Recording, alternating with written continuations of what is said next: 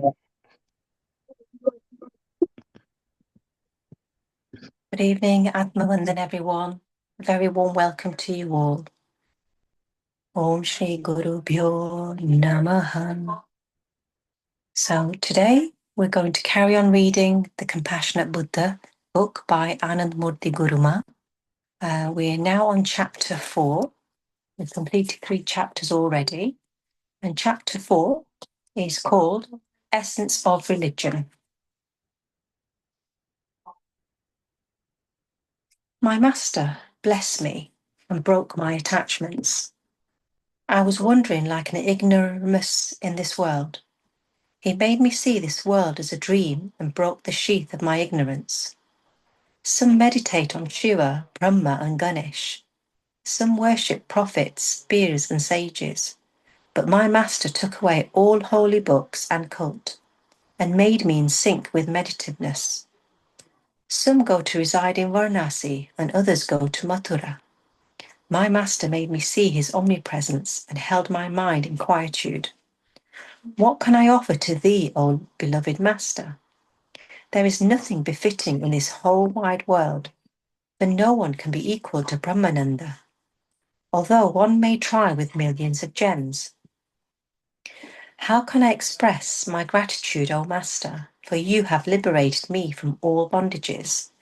You have shattered the wall of ignorance and turned my mind inwards when it had been futilely seeking in temples, mosques and gurudwaras. How can I express my gratitude, O Master, for imparting this eternal freedom?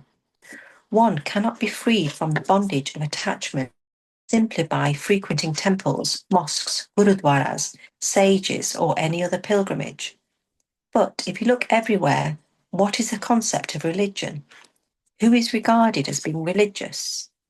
The one who visits temples, gurudwaras, churches, and mosques and blindly participates in daily rituals being observed in these places, who parrots the scriptures, who, without understanding them, the one who makes offerings with an underlying motive. People equate all these activities as evidence of their being religious. There is a great misconception of what the word religion portends.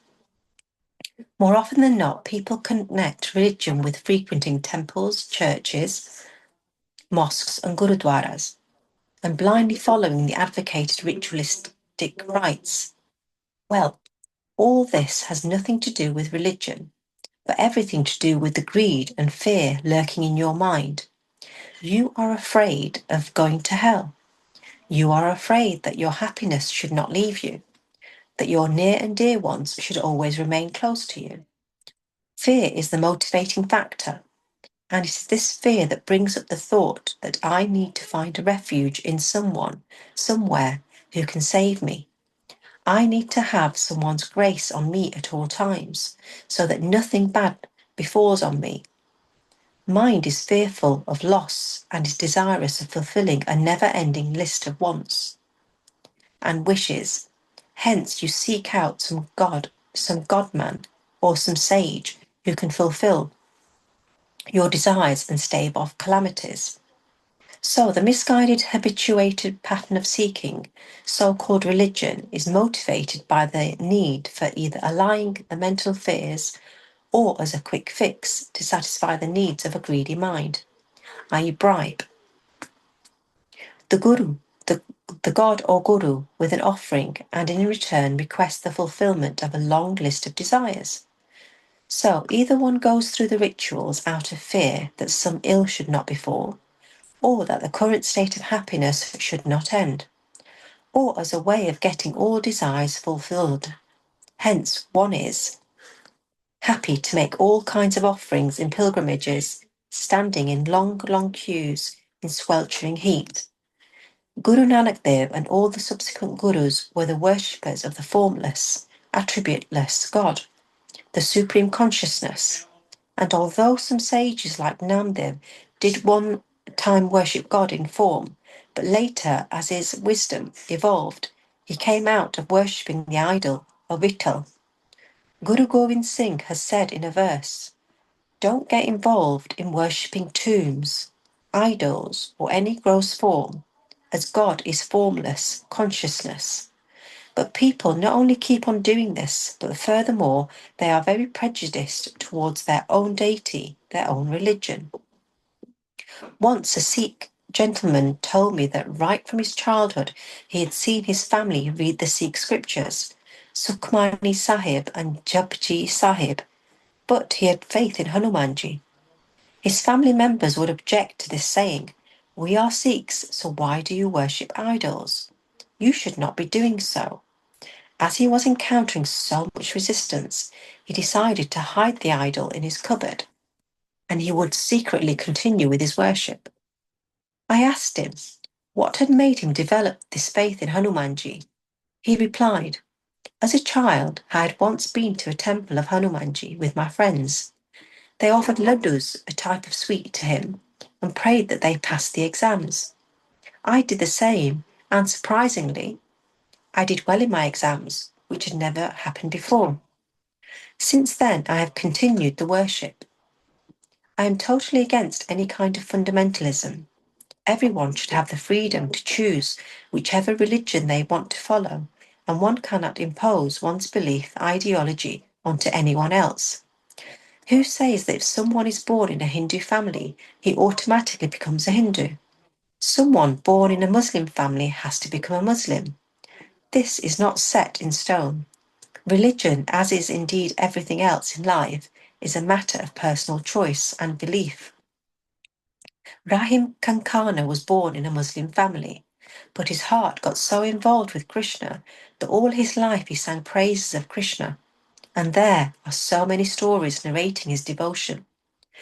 Just as an adult has the freedom of choice, that freedom has to be imparted to a child too.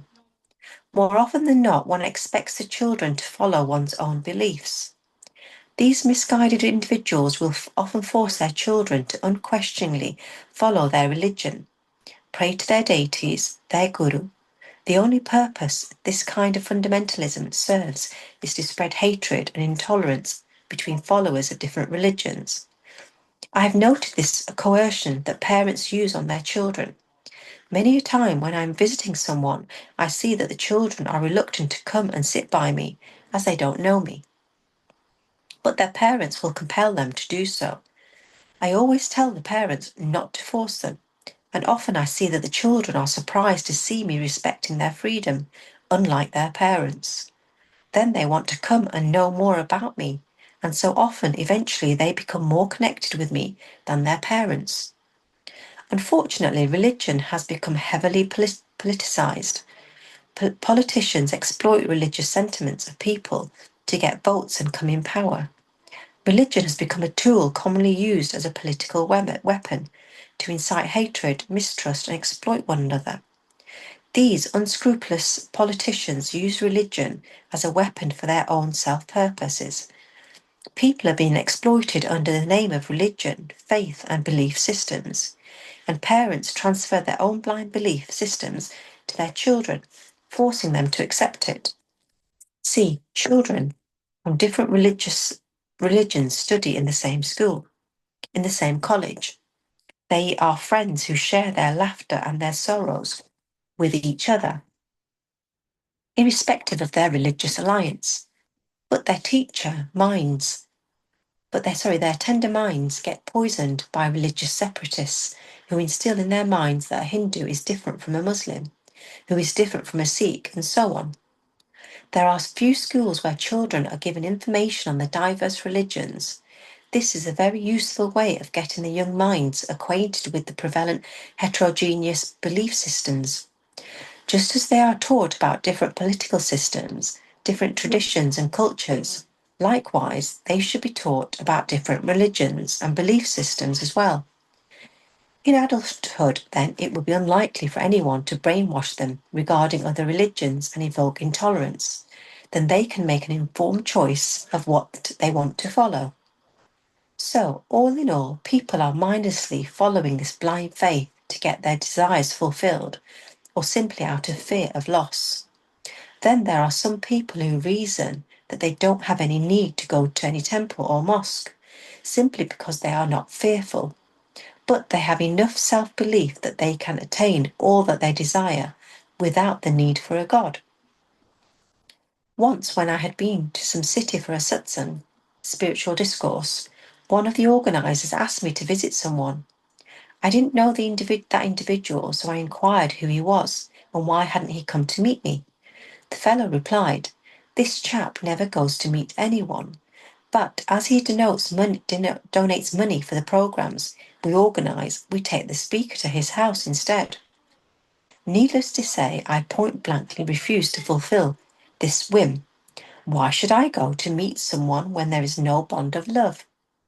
I never expect anything from anyone, and hence it doesn't matter to me if someone is rich or uber rich. All that matters to me is genuine affection and love. Nevertheless, I was curious to know why this gentleman had this attitude, when on the other hand he would donate to all kinds of religious activities. On further inquiry, I found out that the fellow's point of view was, I am a self-made man and I have enough wealth. What do I need God for? I feel so smug to see the sages come running to me when the entire world is running after them. What a pompous snob. Even God steers clear from such an egotist. I had once read a story. There was a magnificent temple with a splendour grander than a palace, and the deity in the temple was adorned with precious stones and expensive jewellery. The priest in the service of the deity was corpulent and very arrogant, conceited man. There used to be throngs of people waiting in long queues to get a glimpse of the deity. A very young child was at the back of the queue trying to get in, but was getting pushed away by the crowd. A person in the crowd asked the boy, "Why do you want to go in?" The boy replied, "This is my temple, and no one is allowing me to enter my own temple." The question is, who is the deity inside, and who are you worshipping? The Lord is standing out, waiting to be let in. So then who are you worshipping? God is formless, attributeless, unseen, and beyond the perception of our senses. You look for him in the confines of four walls, whereas he is all-pervasive. It is paramount to first get out of this blind following of belief systems. Buddha focused on getting the mind cleansed of all afflictions. Buddha wanted to put an end to this exploitation. He showed a new path, the path of quest, of seeking, not of blind faith. He stressed on direct experiencing, as with experiential knowledge, faith comes automatically. Accept not because someone asks you to, but because you have tested out the precepts, questioned, reasoned, and then accepted them because it is your first-hand experience. Several Hindu scholars of his times had branded Buddha as an atheist, as he never talked about there being a God. Little did they understand that the reason Buddha never talked about God is because how can words express the eternal that is formless, supreme consciousness? It is way beyond the limits and grasp of the senses, mind, or intellect. Buddha stressed that we should be making efforts to expunge our mental maladies, our mental afflictions, try to eradicate mental suffering and pain. What will one gain by futile talks such as where does God live, etc.? How will that help anyone? Rather than willing time away in a pseudo-intellectualization about the whereabouts of God, it would be worthwhile focusing on the state of one's own mind and seek ways to eliminate all suffering. Buddha said, as long as there is envy and aversion in the mind, suffering is inevitable. Someone searches for God in Benares, the other in Mathura. The Vedantist says that God is everywhere, but he too has misery and suffering in his mind. The only difference is that one speaks on knowledge and yet has pain, envy, jealousy in the mind, and the other, who doesn't have any knowledge too, has the same pain, envy and jealousy in his mind. What is the point in simply talking about God? How will that alleviate suffering? Forming these religious clubs for futile talking when the mind is full of negativities is nothing but sheer waste of time. Religious clubs are no better than the social clubs in one place while away time by talking about the world, and in the other, you waste time by talking about God. So, what is the real essence of religion? Buddha stated 3 principles. Sabam papasya akaranam kushalasya upasampada Satchidapariyoda patanam etam buddhan anushashanam. The first of these principles is refraining from sinful actions, bab. Sin is any act at the level of thought, speech, or physical action that either harms, hurts self or any other being.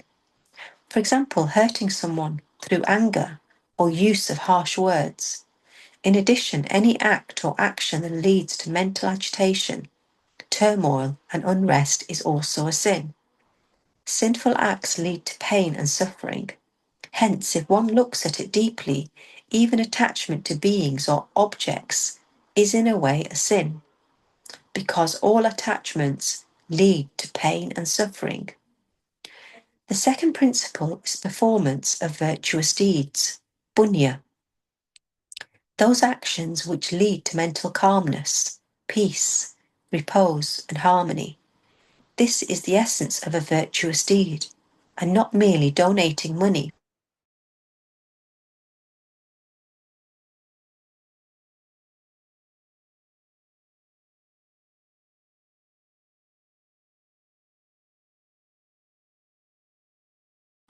What is a virtue?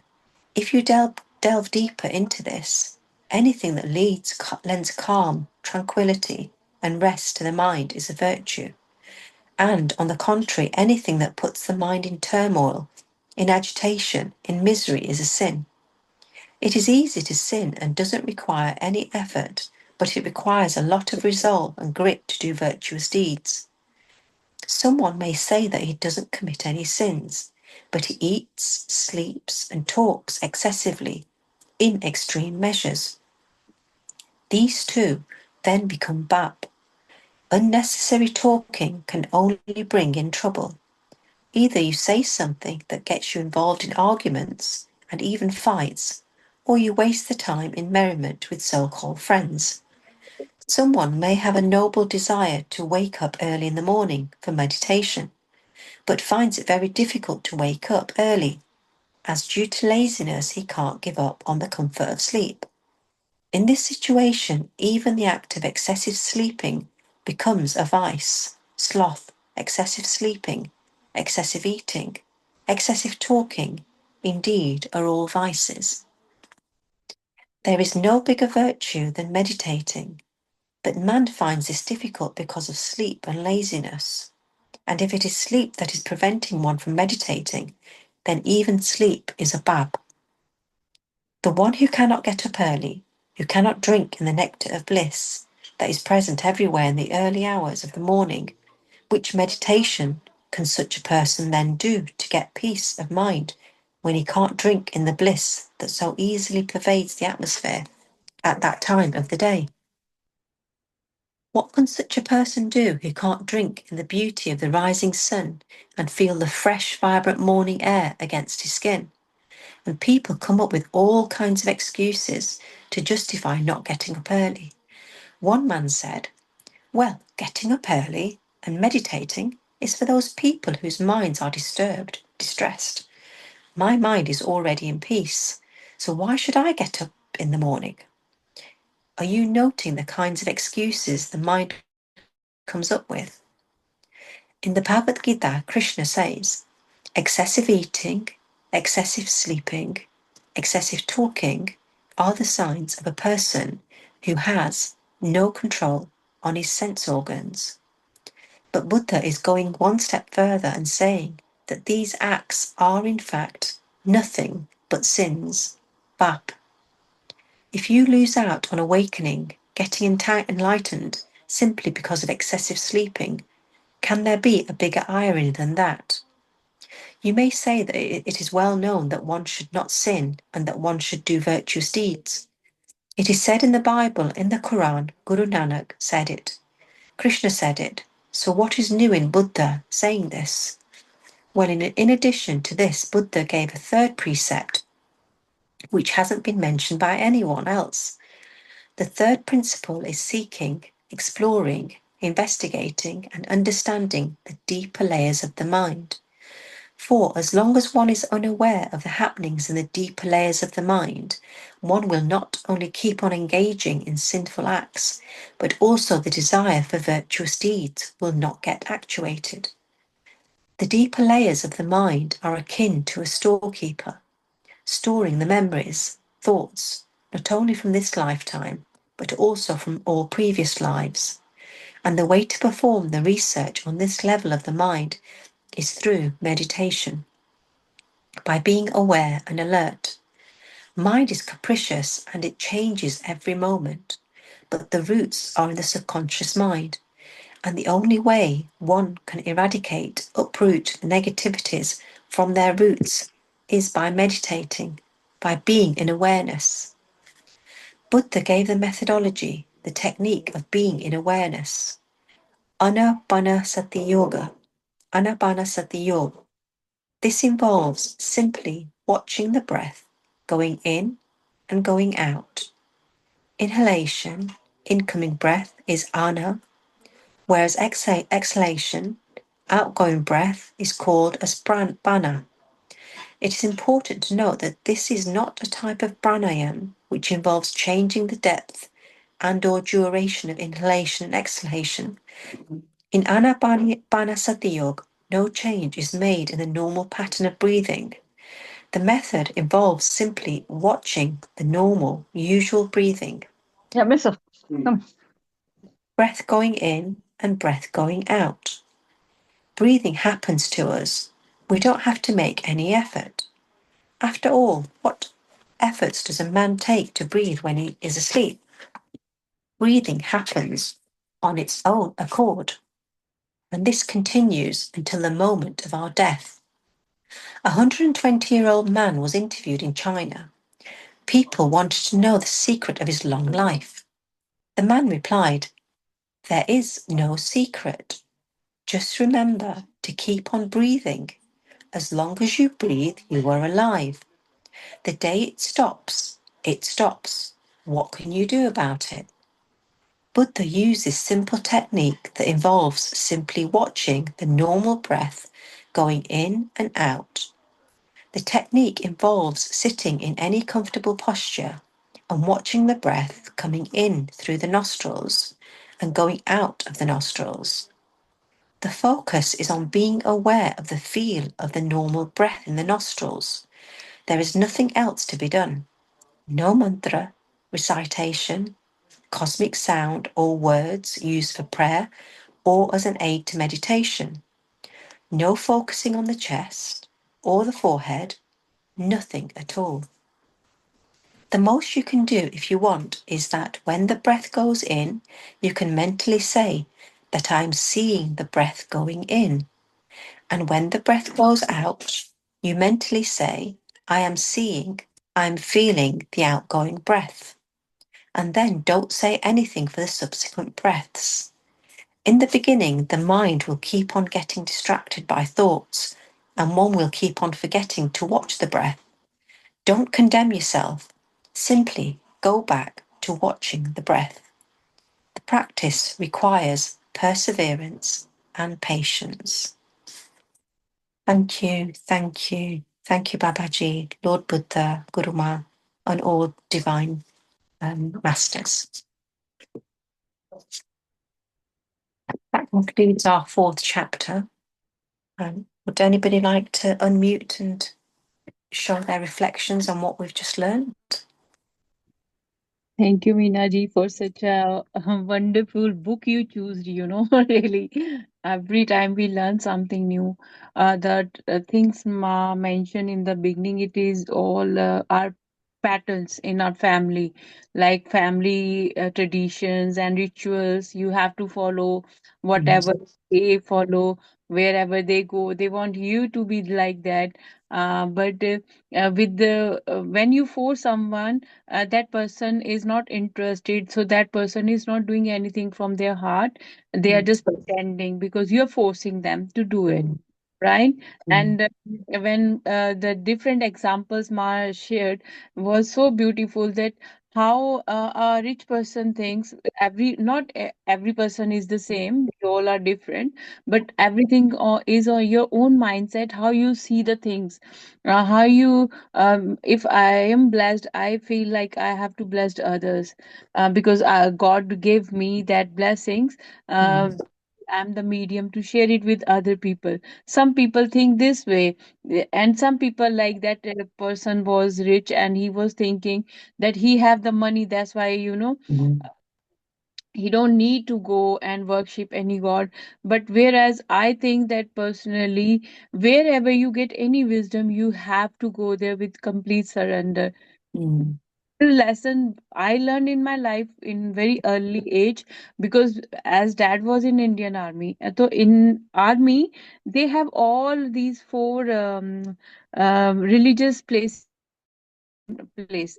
Like we have temple, gurdwara, mandir, mosque, and church together.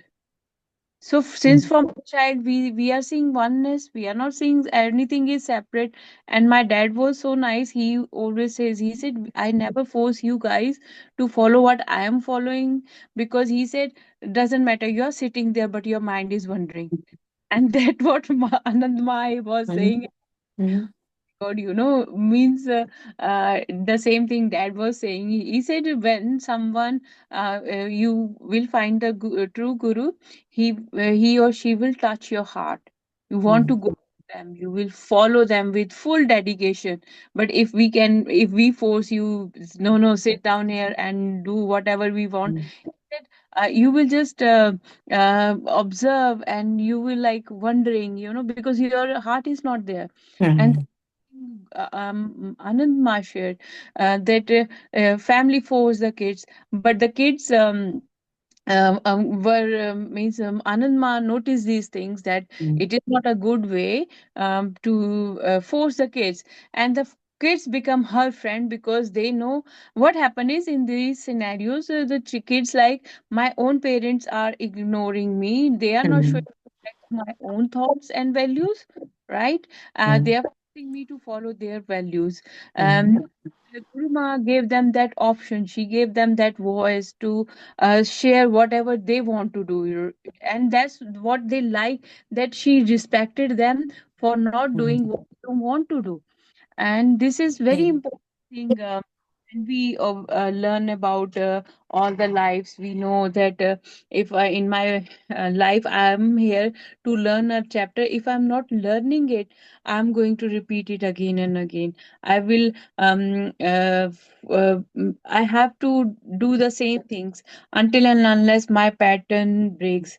And Mm. with Buddha, when Lord Buddha started Anapanasati meditation, he said just focus on breath, don't focus on anything, because even when we do meditation, deep quiet meditation, we feel our connection getting deeper and we go in trance. Guided meditation is for the people who are thinking, overthinking, like going means they can't break the pattern because they don't know, so they have to reprogram their mind, and then they have to go for the silent meditation. But those who achieve the both levels, the Mm. silence is the means end goal of all of us. And the Mm. person also mentioned that because he lived long, the only reason behind it was he was aware of his body when was not doing anything, or even he was doing something. He was very aware, much aware of his own breath. Even Mm. talking to you and my eyes are closed, I'm just focusing on my inhale and exhale. It is giving me that pleasure which we are looking outside in the world. Nothing is, or no one can give you that peace of mind. No one can give you harmony until and unless I am ready to give it to my own body and mind. No one Mm. uh, and the habits also Anandma mentioned that ignorance, jealousy, yes, there is hate everywhere, right? Everyone wants to show that they are superior than other people, trying to dominate other people, trying to control other people basically, right? Mm, mm, So you're in a surrender, you are in a oneness, you won't see other person, oh, this person is Hindu, Muslim, Sikh, Isai. No, this mm, person is having the same kind of energy I have, but the only thing is, am I open to accept this person as it is? Why I mm, hate someone? First of all, mm, this question came in the morning. I saw a video where this person asked two questions. He said close your eyes, and he said think about a person, who is the person behind your pain. And they said, because you are in pain, you are thinking everyone else is giving you pain, where it is not the reality. Like, why I'm correlating it with, like, the parents were giving unnecessary pain to their kids. Kids were not ready, right? So many times we do these type of things where we force others to go my way or highway, where we won't give them option. We won't think that this individual have their own perspective to see the things, and you know what, um, we all learn from our mistakes. Some people, they love to improve themselves, but some people, doesn't matter how many times you try to change them, until and unless they want to change themselves, the change will happen. Otherwise no one can change someone else's life. I will keep saying, everyone, love everybody, love everybody. I am loving, it doesn't mean everyone else is loving. So all these guidance are the, see, ancient wisdom we are means going through again, reliving those moments. And on the same time, how Guru Ma gave us the clear picture. It's between two different eras. Lord Buddha means 2000 2500 years back, right? And Guru Ma, she is currently a guru, right? So look at the both the eras, and how deeply she is sharing those things, that how the mindset change everything within me and around me. I really love these chapters, and I really love discussion part because sometimes even I won't think like this, but when you are reading, things hitting my mind, and we're like, oh yeah, yeah, this is like this. Yes, yes, yes. Thank you so much, for reading, and for your voice also. Your voice is like you are holding everyone together, like, mm. alert. Your voice is magical. It bring automatically bring that attention. And thank you so much. Deep gratitude. Can I just say, today I feel as though this chapter was just for me. It might sound selfish, but honestly, it's something that happened today that made me think of this one chapter, and it was to do with attachment being a sin. So earlier, I didn't want my daughter to throw something away, which was old cassettes that were like religious cassettes, but it's still an attachment. So I almost feel like this chapter is like it's just for me today, that I need to take heed that actually I need to learn to let go. Uh, That is, it's good. You know what?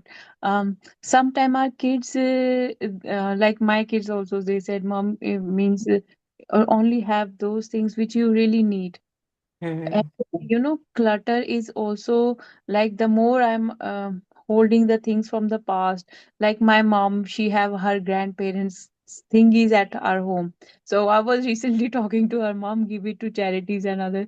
She said no. I said, look, why, mama, once, after you, no one will take it. They will get rid of it as quick as they want, right? So it's better when you are alive, give it to someone else. One, but they have their attachments, like you. One of my friends, she have since from her childhood till now, whatever people give her gifts, and she have those gifts still with her. And she's around 50 years old, and I was like, what you are going to do with these? Yeah, oh no, no, no, that my friend in LKG, they gave me, this someone gave me on second standard. She still have those things, and I said, these are emotional blockages. Mm.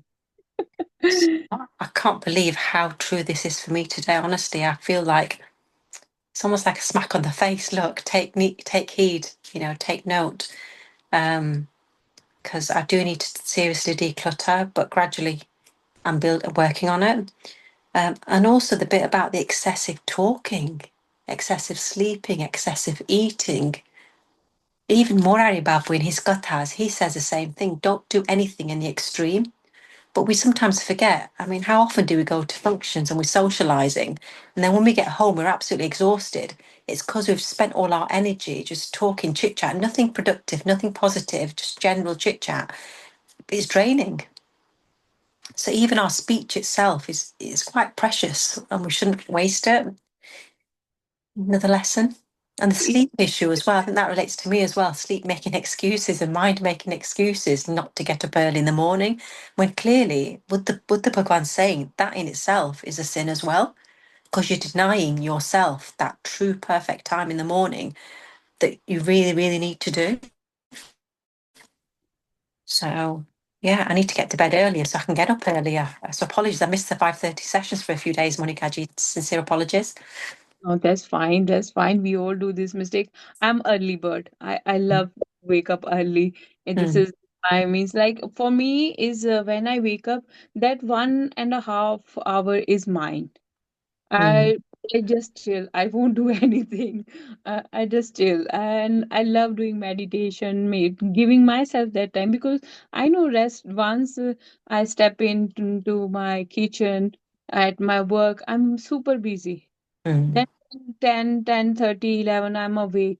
So the morning time is also, I show gratitude whenever your eyes open. Show gratitude. I am alive. This is a wonderful morning, and this is the day I'm be kind to myself and to others. This is the day giving me opportunity to help myself and others. This is the mm, day for me for praising myself and others. mm, Right? Why I have to we have to praise ourselves? The thing is to bring the balance. mm, Like sometimes, people go for self doubt. Oh, I can't do it. They feel pity on them if on small things. So that way they are not able to speak up for themselves. All mm, those things. But the moment you say, like, I'm proud of myself, I can do it, I can make it, everything is possible for me. You're giving commitment to your own self. mm, Excessive thought is like where you are, I think that, like, one energy is this one where the energy exchange is positive, nothing mm, negative. But when we talk toxic gossip, for long hours, mm, so then you are creating karma for you. Here it is a mm, way you are learning from others, because if mm, we see all swamis, saints, sadhus, they use these examples. Even Lord Krishna mm, and all Lord Shiva all experience so many toxicity in their own life. mm, We know about their stories, but those stories tell us the same thing. There is a situation where you need to be quiet. There is a mm, situation where you have to stand up for yourself. mm, It is a movement, and mm, every is a different. It is not like if you go in a class, if teacher become quiet, so what the student gonna l- learn? mm, It is basically the situation where you are. mm, And sometimes means I was in complete silent for a long time. So I know when I was not talking, I was even observing a very tiny things. mm. But Mind- when I start talking, I was like, you know what? I'm not keeping, means it is not like I was doing it purposely, but because I was quiet, whatever anyone is saying, it is there in my mind. But now, whatever I experience, I share immediately. I don't hold anything in my, like, uh, these quiet moments are when you are with your own self, not thinking Mm. about anyone. I Mm. personally believe. Ji Champaji, you want to say something? Oh, sorry, no. No, no, come on. Unmute yourself. Oh, no, what happened? I just as the minute I finished the reading, I had a visitor at the doorbell. So I'm going to listen to the recording again. And it was very interesting what she was reading. And my thoughts are the same: never force anybody to stick to a religion, let them make their own minds.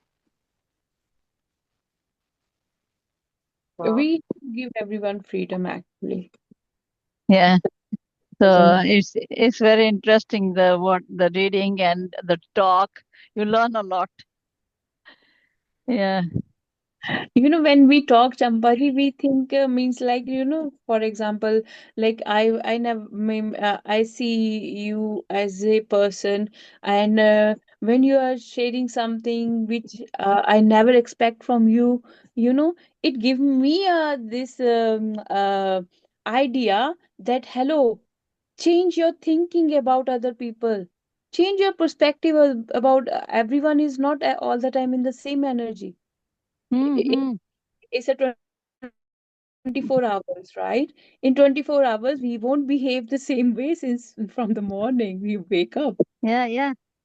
Even I'm like you, I can't keep quiet. If something has happened, I'll blurt it out and share it. Me, me, same, me, same. I'm like a child. I have to burp it I do immediately. that, honestly. And so I'm like that. Yeah, like today, at the mandir, every Monday, we're doing a bit of meditation. So the person who does it, she doesn't come every week. So today I left, I forgot my phone at home, and Damayanti left her phone at home. So she went and got it. And she put this on little bit talk from Patriji. And then we did a meditation. And then we shared like about Sankaracharya little bit. And what I learned from here, from what Minaji is reading and what you have taught us, I share a few things from it. So it is nice to, share those experiences what we learn. So And this it, way we are focusing more. When we are listening, I think we are more alert. But when we are reading on our own, our minds sometimes, stuck on one line, one word sometime. I think so much. When I start reading, if I stuck somewhere, I think a lot about that one. So why it yeah, is. yeah. Yeah. But what I have come with, when we sing about Buddham Sharanam Gacchami, so those three lines are coming to my mind over and over again. Even when I'm in the garden, I start singing. That's good. You're connected with the Lord Buddha's Yeah, energy. eh, And we all have different elements in us. Like my main element is air element. That's why I'm very bubbly, jubbly. The right. air is always moving, right? So it's also about your elements, with which element you are connected the most. That's why Yeah, yeah, it is in your nature. yeah. Have you done the meditation? No, no, we have to. Now she will start. We were Because just. there's a friend of mine, not friend, I was coming home and I met this person and I started talking to him about meditation. As I got some information, pick it up from my home. I had a leaflet about Patriji. So he came to pick it up, so we started talking about it. Okay. Okay, Meenadis, please start meditation. Yep. Let's Yeah. do it. Okay, I'll settle down. Thank you very much. Okay, Thank thank you. Okay. Okay, kindly sit in a comfortable position with your backbone straight, legs, feet crossed. Clasp your fingers into fingers. Gently close your eyes. Remove any glasses and just focus on your incoming and outgoing breath. We'll take 3 deep breaths first of all. So nice deep breath through your nose. Feel the breath coming in. Hold. And gently out through your mouth. And again, feel the air coming in through your nostrils. Hold. And gently release it from your mouth. And again, nice deep breath through your nose. Hold. And gently let the air out through your mouth.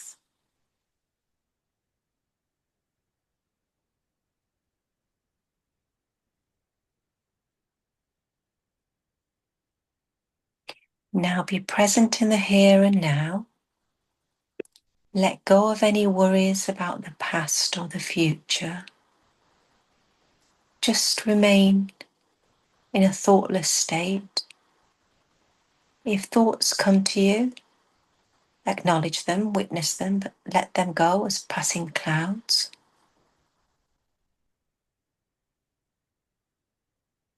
Just enjoy taking this time out for yourself, to energize yourself, to feel the cosmic rays and abundance that's there with us all the time if we tune in.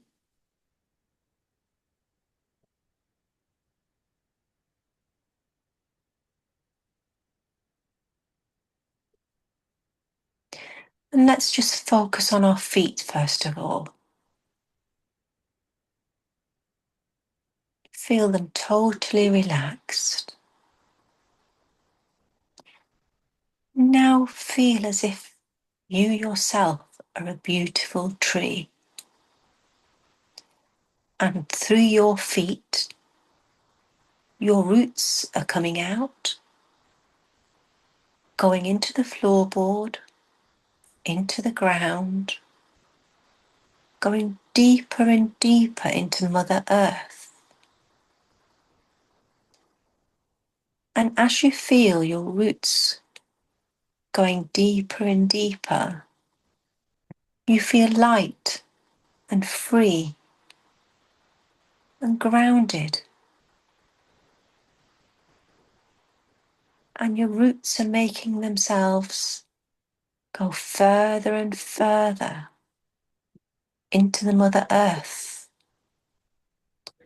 through all the different textures, the stones, different clays, different soils, peat, moss, through all the different layers of Mother Earth. Your roots are taking you down further and further, making you strong, making you solid as you connect with Mother Earth.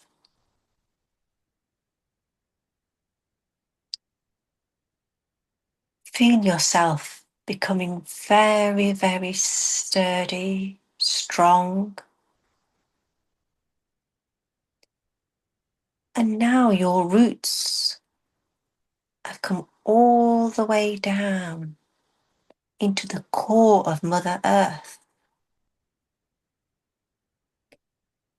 And as you feel Mother Earth's warmth and love, radiating peace, joy and happiness, we're releasing anything that's been holding us back. Any negativities, any fears,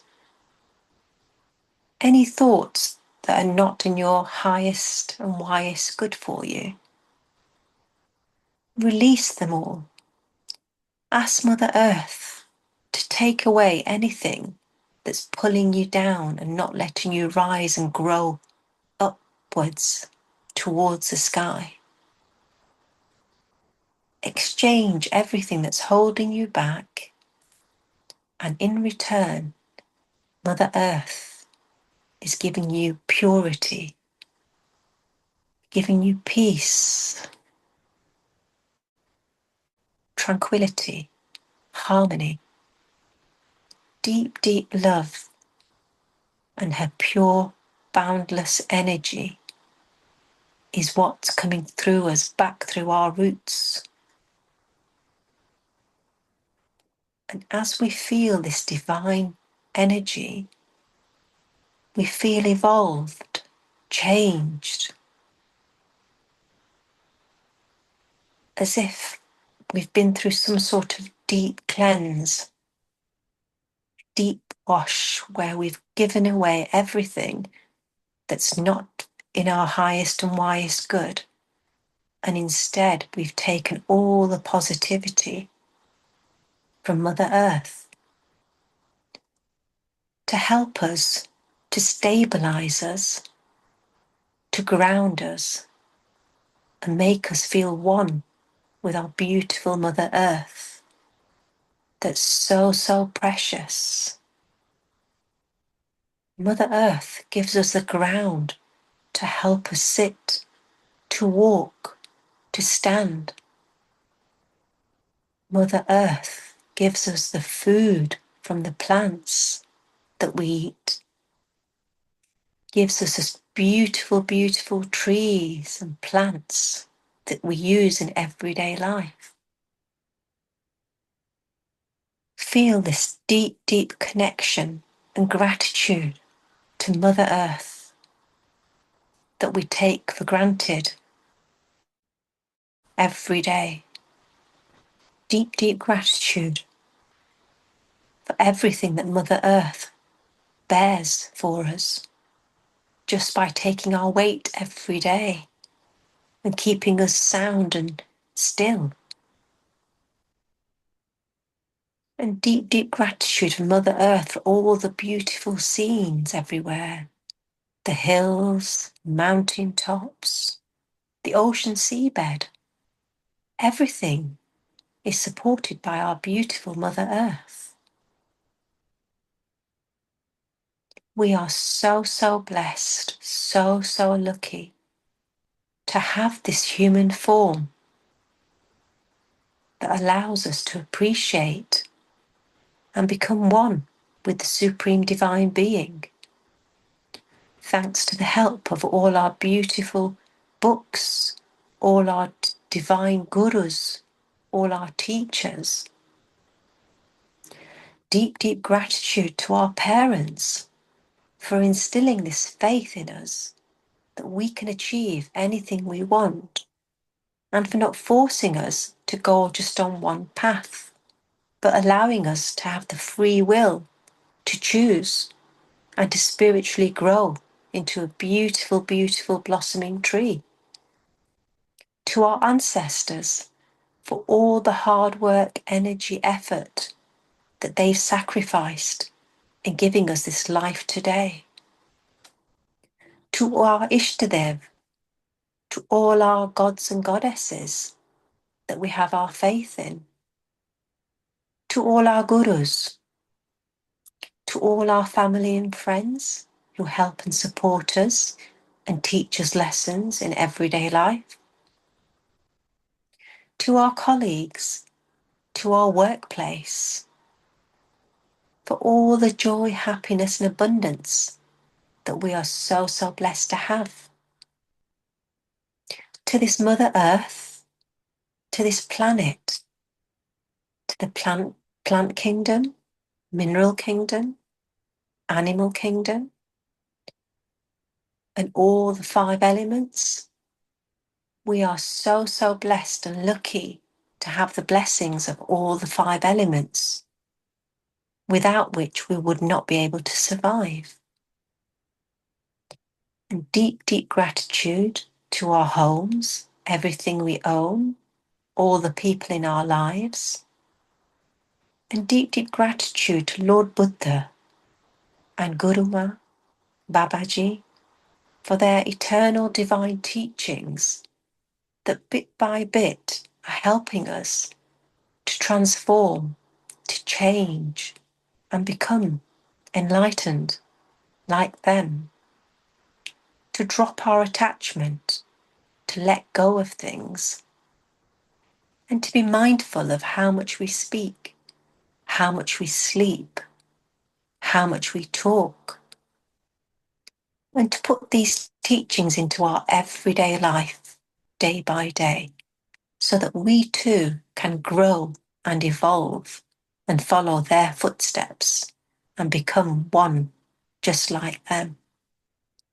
Deep, deep gratitude to the cosmos, to the supreme divine being, for hearing our prayers, for bringing us all together to learn from one another and to expand and feel deep rooted and connected to Mother Earth and the divine supreme being through all our thoughts, words, and actions throughout the day. Help us to be mindful of every single breath that we take and let go of, as every single breath we have is priceless and helps us function like we do. So deep, deep gratitude to technology, this Zoom platform, our computers, phones, keyboards, everything that helps us in technology to be able to grow on our spiritual path. Deep, deep gratitude to Monikaji for coordinating these lessons and helping us grow. And deep, deep gratitude to all of you for kindly sharing your energies and your wisdom with us on a daily basis. Now, gently rub your hands slightly, cover them on your eyes, keep your eyes closed, and we'll count down from 5, 4, 3, 2, 1. Keep your hands on your face, gently open your eyes, and take in this divine, beautiful cosmic energy that we've just been blessed with through this short meditation.